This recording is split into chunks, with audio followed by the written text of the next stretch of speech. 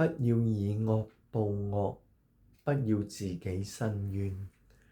今日靈修禱告嘅時候，神令我想起以下嘅經文，就係羅馬書13章嗰度嘅大意，就係我哋親愛弟兄唔好自己申冤，寧可讓步，聽憑主怒。因為聖經講咩咧？講主神自己說：申冤在我，我必報應。咁我哋嘅本分係咩咧？就係當我哋嘅仇敵餓了渴了，就俾佢食，俾佢飲。我哋如果咁樣做，就係將炭火堆喺佢嘅頭上，就使到我哋唔會以惡報惡，反而以善勝惡。而喺呢一個今日我背經亦都背到雅各書2章，講到我哋如果就算唔奸淫，但係殺人仍是成了犯律法嘅。而乜嘢係殺人呢？喺馬太福音5章講到我哋恨人、嬲人、鬧人就已經係殺人啦。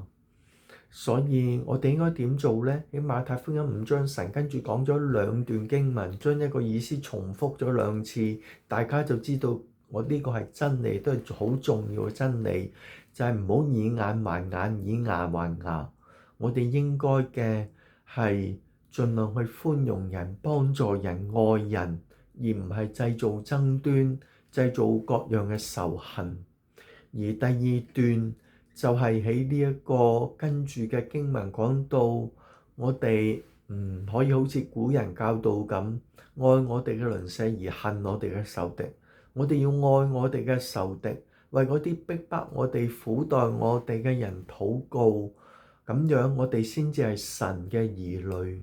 就好似8福裏面論8福嘅第7福，就係使人和睦的人有福了，因為天國是他們的。願我哋做基督徒嘅都唔好自己申冤，寧可讓步，聽憑主怒，由主為我哋申冤，呢個先係最啱嘅做法。